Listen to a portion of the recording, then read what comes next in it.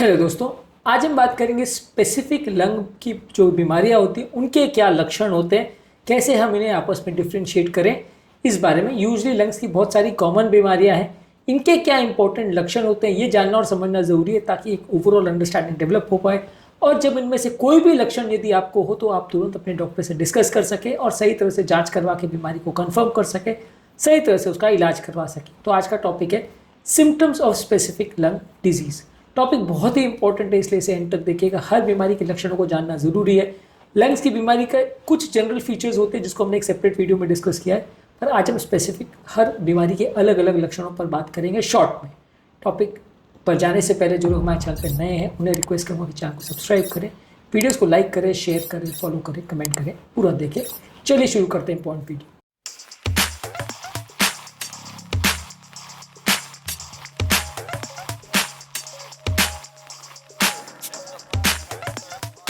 सबसे पहला chronic obstructive airway disease यानी क्रॉनिक ऑब्स्ट्रक्टिव पल्मोनरी डिजीज़, जो कि लंग्स की बीमारी में सबसे कॉमन बीमारियां मानी जाती है। इसमें आपको कंटिन्यूस या रिकरेंट खांसी होगी।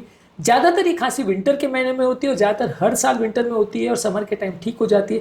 कंटिन्यूस खांसी होती है, ज़्यादातर ये सुबह के टाइम खांसी देखने को ज़्यादा मिलती है। यदि इस तरह का व्यक्ति को सिम्टम है और खासकर स्मोकिंग की अगर हिस्ट्री है तो वैसे व्यक्ति को क्रॉनिक ऑब्स्ट्रक्टिव एयरवे डिजीज यानी COAD होने का चांस है।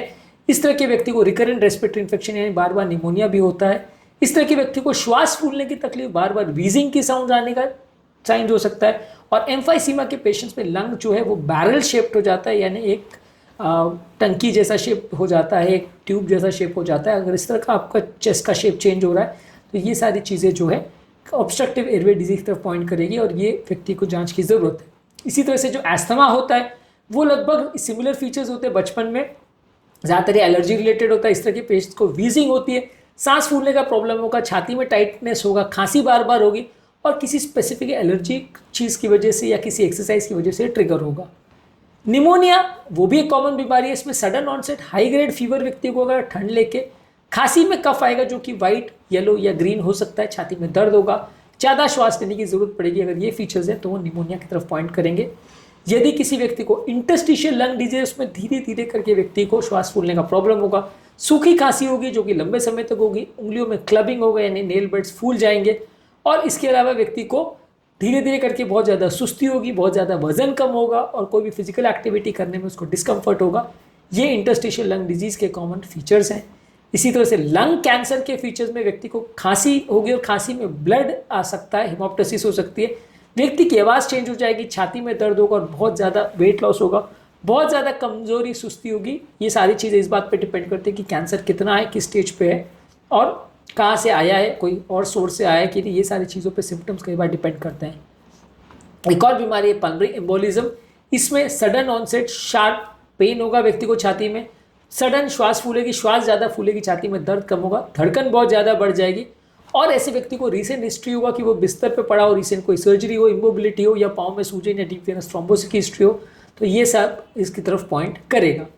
इसी तरह से कुछ ऑक्यूपेशनल डिजीजेज जैसे सिलिकोसिस, एस्बेस्टोसिस, ये ज़्यादातर ऑब्वियसली क्लियर कट इनकी हिस्ट्री होती है कि जो व्यक्ति उस तरह के एरिया में काम कर रहा है जहाँ सिलिका या एस्बेस्टोस का एक्सपोजर है उसी को होगा।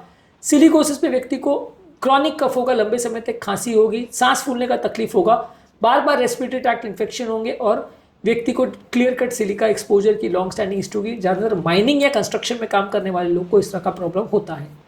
इसी तरह से जो एस्बेस्टोस की फैक्ट्रीज में काम करते हैं उस तरह को व्यक्ति को ज़्यादातर जो शिपयार्ड में या कंस्ट्रक्शन लाइन में होते हैं वहाँ पे एस्बेस्टोस का काम ज़्यादा होता है।